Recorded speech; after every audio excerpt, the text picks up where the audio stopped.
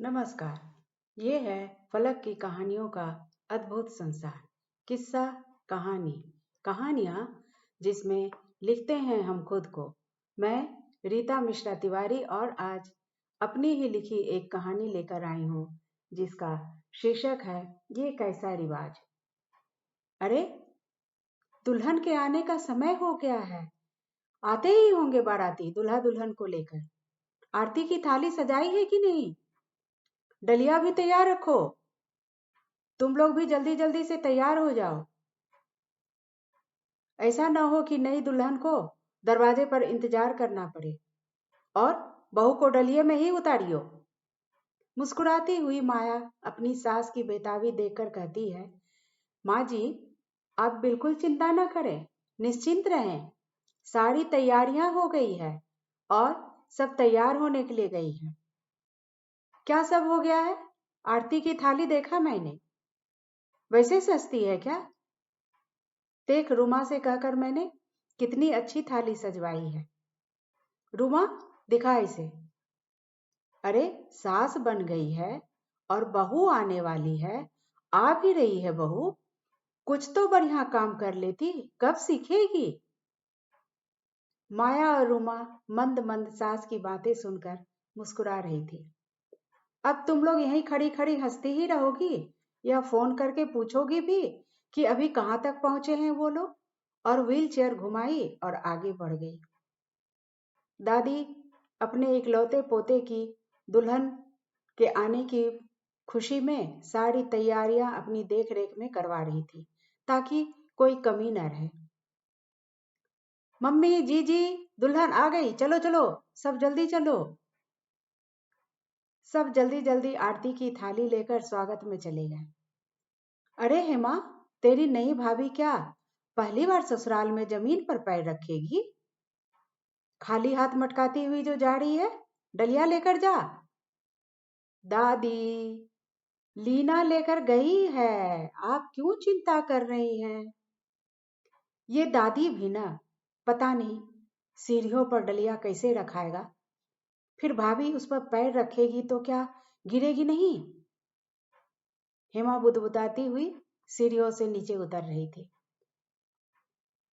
हमारे घर का रिवाज है कि जब भी शादी करके नया जोड़ा बेटी दामाद या बेटा बहू आती है तो डलिया में पहली बार पांव रखकर चलती हुई घर के द्वार तक आती है।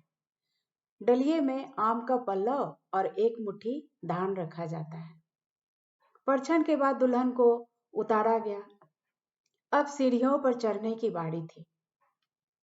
एक दो सीढ़ी तो किसी प्रकार चढ़ी, तीसरे में दुल्हन डगमगा गई।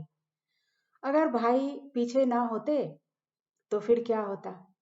भाई पीछे से भाभी को संभाल लिए। मैं जोर से चिल्ला पड़ी, ये कैसा रिवाज है कि डलिया में ही उतारना है?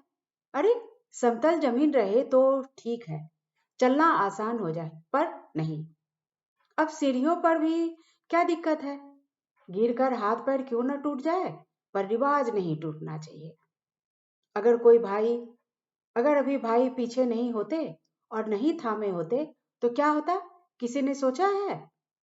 कोई नहीं जाएगा अब इस डलिया में, और समेटने लगी और सारे डलिये को समेट कर वो एक तरफ रख दी। माँ कहती है, ये क्या कर रही है माँ, तुम्हें पता है ना, नया जोड़ा जमीन पर पैर रखकर घर के द्वार तक नहीं आते। आपने देखा ना माँ, अभी क्या हुआ? अरे, एक मिनट, दुल्हन जमीन पर पैर नहीं रखेगी। हाँ हाँ, ओके, मैं तो रख सकता हूँ ना। हाँ, पर तब तक भाई भाभी को गोद में उठाकर, अरे हटो हटो हटो, और दन दनाता हुआ सीढ़ियां चढ़ता सीधा द्वार पर जाकर खड़ा हो गया। अरे, अब क्या करना है, जल्दी करो यार, ये तो बहुत भारी है, जान निकल गई मेरी। सब पीछे से ठहाके लगाते हुए आ रहे थे। भाई ने जोर से चीखा, दादी बचाओ। दादी ने हंसते हंसते कहा, अब उतार दे नीचे बिटिया को। आते ही बिटिया, इतना प्यार, मतलब मैं तो कुछ नहीं। अरे वाह दादी, वाह वाह, यहाँ मेरे हाथ में दर्द हो रहा है और तुम्हारे रिवाज और ये सो कॉल्ड तुम्हारी बिटिया को उठाने की वजह से? अब आदत डाल ले। और हंस पड़ी दादी। भोलेनाथ तुम दोनों की जोड़ी बनाए रखे, दोनों के बीच ऐसे ही प्यार बना रहे, और बिटिया को यूं ही गोद में उठाए सदियों तक घूमता रहा। कहकर बलैया लेकर आंख से काजल ले दोनों को दादी टीका लगा देती है। दादी की बात सुन सब ठाका लगाकर हंसते रहे। बस इतनी ही। अभी आप सुन रहे थे मुझे यानी रीता मिश्रा तिवारी की कहानी उन्हीं की जुबानी। ये है फलक का चैनल किस्सा कहानी। फिर मिलते हैं एक नई कहानी के साथ। यदि आपको ये वीडियो पसंद आई हो तो हमारे चैनल को सब्सक्राइब अवश्य करें।